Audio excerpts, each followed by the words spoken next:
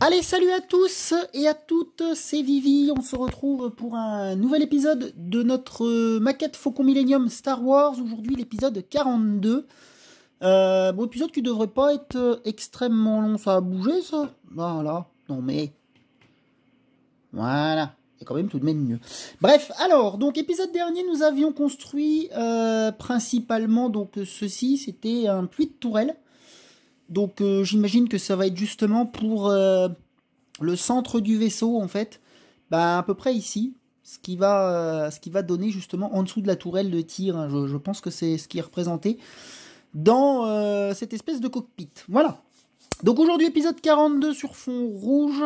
On va présenter d'abord le fascicule, hein, comme d'habitude, et puis ensuite, bah, bien sûr, qu'on va se lancer dans le montage. Alors le montage devrait pas être très très long. Il n'y a pas, vous voyez, déjà, il n'y a pas de dernière page, il n'y a pas beaucoup d'étapes à faire, il y a un petit peu de présentation, mais bon, sans plus, ça va pas être un épisode extrêmement long. Je vais certainement faire de la coupure, parce que j'aurai pas mal de coupes à faire, notamment avec les grappes. Donc, on verra ça.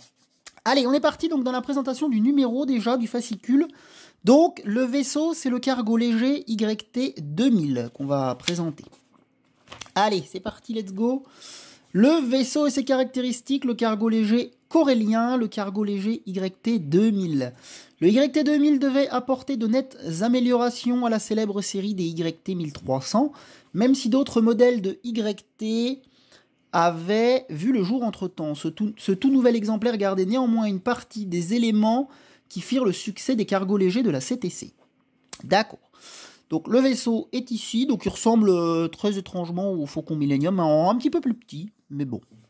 Alors, spécification technique du YT 2000, constructeur corporation technique corélienne, type cargo léger, longueur 9,40 m, donc oui, nettement plus petit, vitesse maximum 800 km/h dans l'atmosphère, hyperpropulseur classe 2, secours classe 12, bouclier oui, type de navigation navi-ordinateur, arsenal de canons laser, équipage 4, passagers 7, capacité d'emport 115 tonnes et enfin autonomie 3 mois. Donc oui, il n'y a pas beaucoup de monde dedans. Avec son cockpit placé au centre et à l'avant, le YT 2000 est un véritable vaisseau pour pilote, ses concepteurs ayant mis l'accent sur la maniabilité plutôt que sur d'autres critères, vitesse, type de cargaison, qui avaient fait les beaux jours du YT 1300. Donc apparemment, pas du tout le même type de vaisseau. Ça marche. Alors, qu'avons-nous sur la page suivante?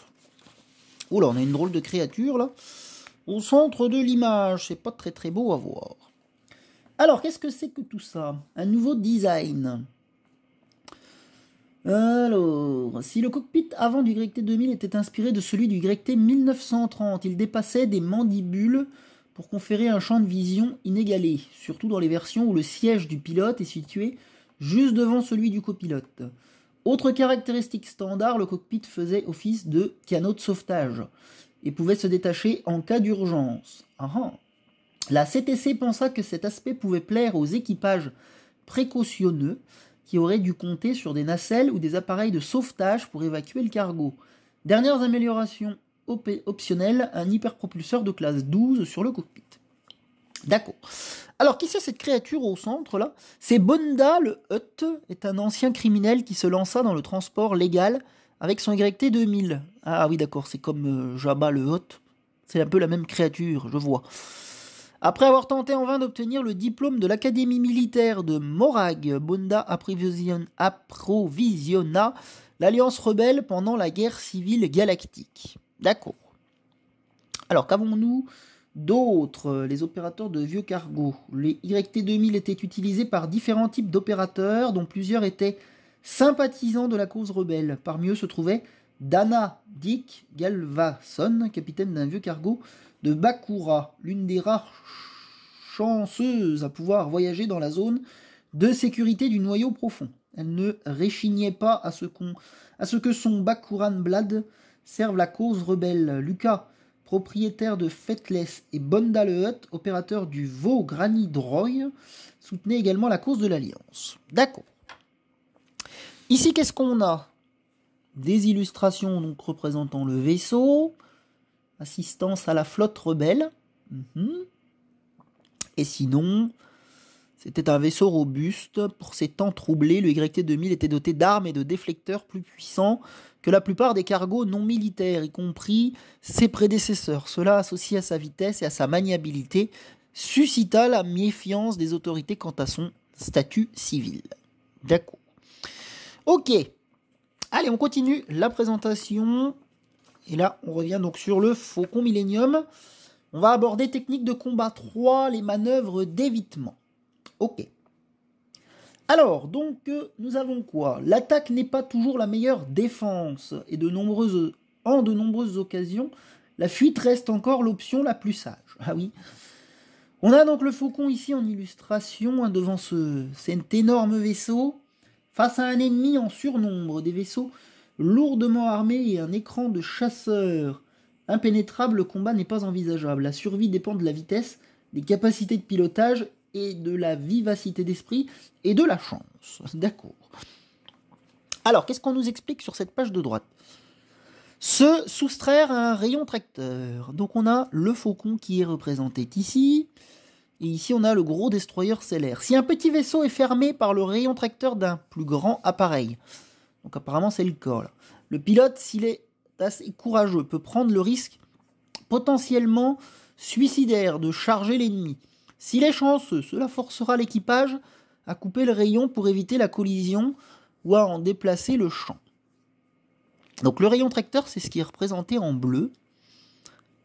1. Pris par le rayon tracteur d'un destroyer stellaire, le Faucon Millenium tourne à 180 degrés pour faire face au vaisseau lourd impérial. Donc comme ça, tac.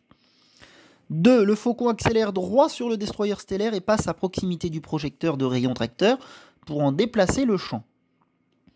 Le rayon tracteur est là.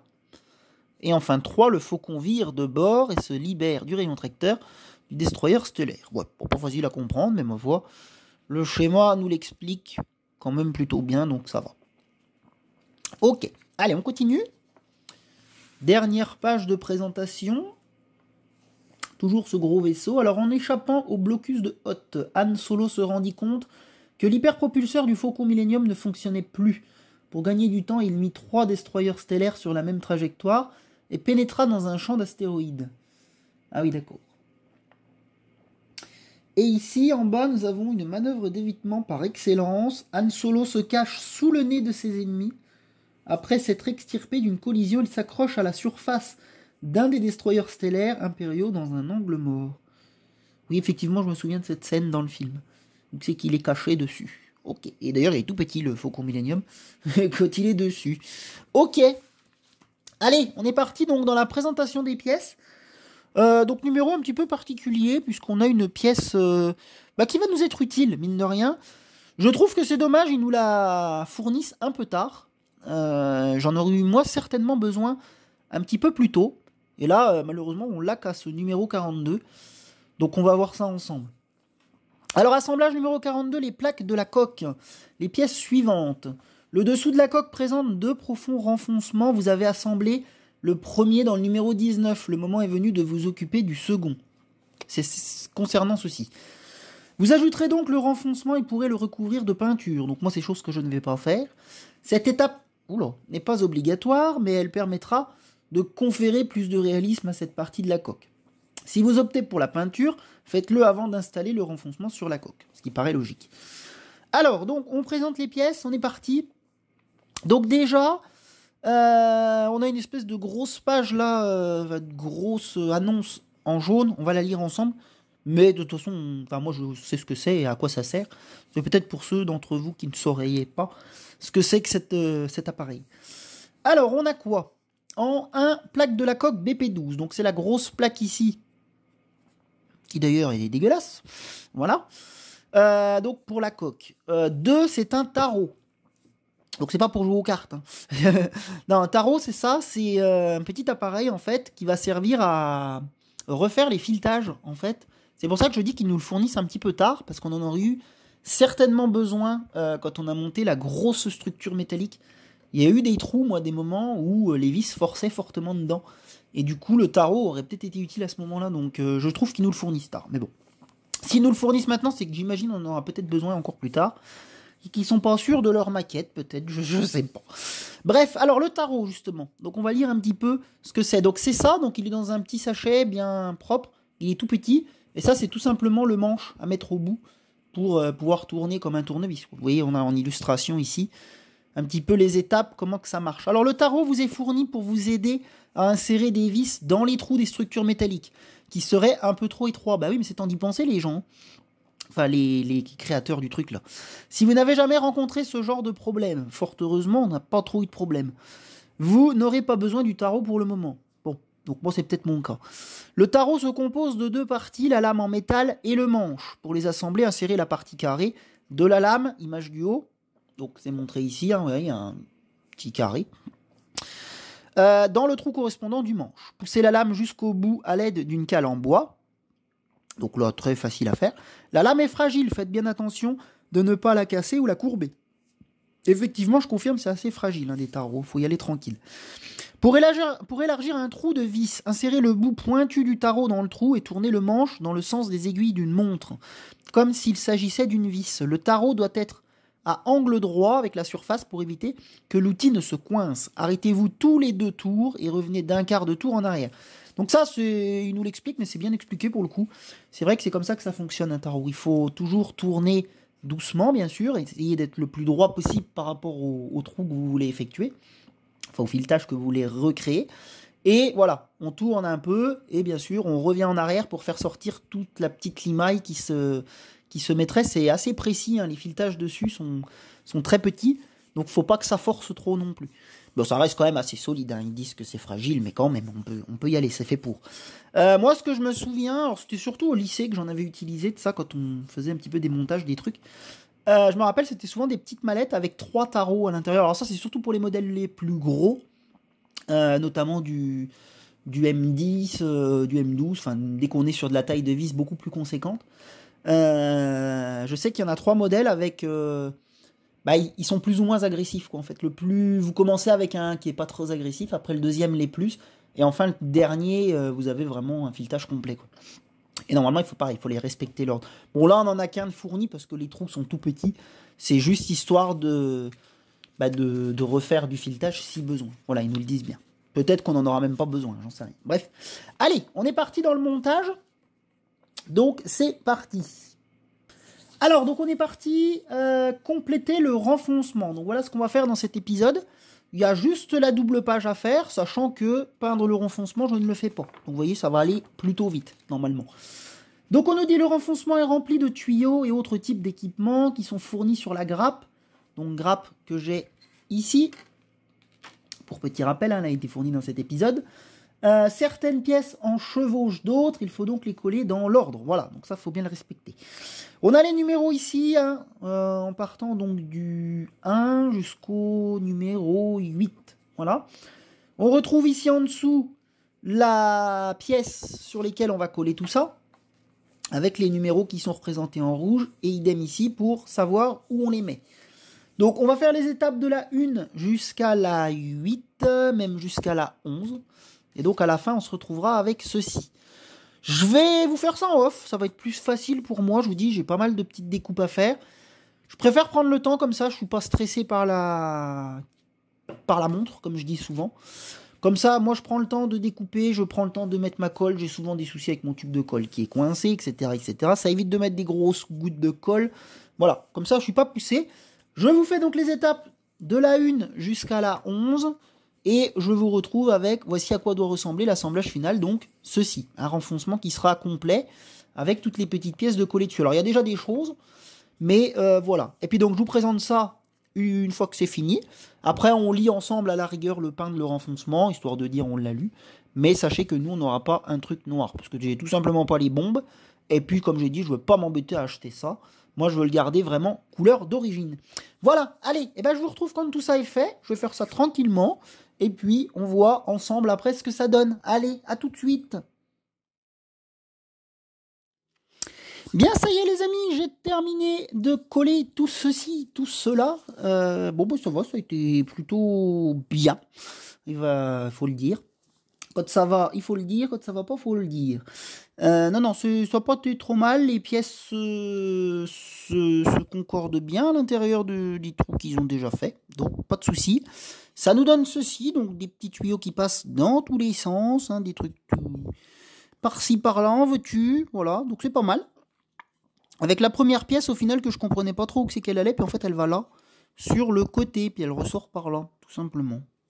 Sinon, après, les autres, les tuyaux, c'est vrai qu'ils disent bien de respecter l'ordre, mais c'est très important. Parce que du coup, il y a des tuyaux que vous pouvez pas mettre après si vous avez déjà mis les autres. Donc c'est pas bon. Donc il faut bien respecter les chiffres de 1 à 8. Ça, c'est primordial. Voilà. Donc on a bien comme eux un renfoncement, c'est comme ça qu'ils appellent ça. Avec tous ces tuyaux par-ci par-là, donc pas de problème. On va lire la petite étape, donc peindre le renfoncement, même si on la fait pas. C'est histoire aussi que ça fasse un petit peu durer la vidéo plus longtemps, sinon elle va être vraiment courte. Donc voilà. Peindre cette nouvelle pièce lui donnera un aspect plus ancien. Reprenez donc le premier renfoncement, même si les deux ne doivent pas être identiques. Vous pouvez utiliser un pinceau, mais la peinture en aérosol donne de meilleurs résultats. Il vous faudra 3 couleurs de peinture, mat, acrylique, pour modélisme. Noir, gris moyen et gris clair. Vous voyez un petit peu le cirque que c'est que leur bombe de peinture, là. Donc je ne fais pas ça, moi ça va vite me gonfler, de devoir courir au derrière de 50 000 pots de peinture, là. Suivez toujours les instructions du fabricant et recouvrez votre plan de travail de papier pour le protéger des traces de peinture. Ça coule de source quand même. Je pense que même si je le faisais, je ferais pas ça à même la table. Je pense que faut quand même pas être idiot pour faire ça comme ça. Bref. Alors étape 1. Commencez par le noir mat, secouez bien la bouteille pour mélanger la couleur et vaporiser la pièce à une distance de 20-30 cm. N'appliquez pas de couches trop épaisses, quelques éclaboussures sont acceptables tant que le noir a bien recouvert les endroits les plus profonds. En plus, vous voyez, c'est quand même assez délicat à faire. Moi, je me sens pas vraiment d'attaque à faire ça, donc... Parce que si vous vous loupez, bah vous vous loupez. Hein. Et puis après, vous ne pourrez pas ramener votre maquette. Passez au gris moyen et vaporisez une fine couche sur la surface. En inclinant la bouteille, la peinture ne recouvrira que les parties en saillie, laissant le fond noir. Après, c'est chouette, hein, c'est vrai que là-dessus, je critique pas. Mais non, moi, je suis pas assez méticuleux pour faire ça, même si je le suis quand même assez. Non, je me sens pas, je vous dis, je me sens pas d'attaque à faire ça. Répétez l'étape 3 avec le gris clair pour faire ressortir les détails en superficie. Vaporisez cette couleur très légèrement et vérifiez l'effet obtenu au fur et à mesure. Voici à quoi doit ressembler le renfoncement une fois terminé.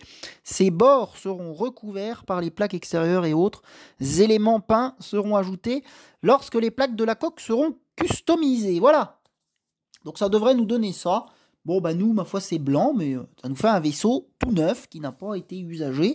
C'est aussi bien, on va dire qu'il est sorti d'usine, le nôtre. Voilà, ce sera que mieux. Et ben allez, on a fini le fascicule numéro 42, voilà. Donc il était assez court, ma foi, ça fait pas de mal. On a eu pas mal de fascicules longs les dernières fois. Donc ça fait pas de mal, des nouvelles choses. Allez, on se retrouve donc dimanche prochain pour le numéro 43. Donc je sais pas ce qu'on va faire, hein. On va peut-être finir par assembler des choses, je l'espère. Mais je n'ai pas visionné, il faut que je regarde d'avance un petit peu ce qu'on va faire. Et puis ben voilà, bon visionnage à tous et à toutes, et à dimanche prochain pour la suite. Salut tout le monde!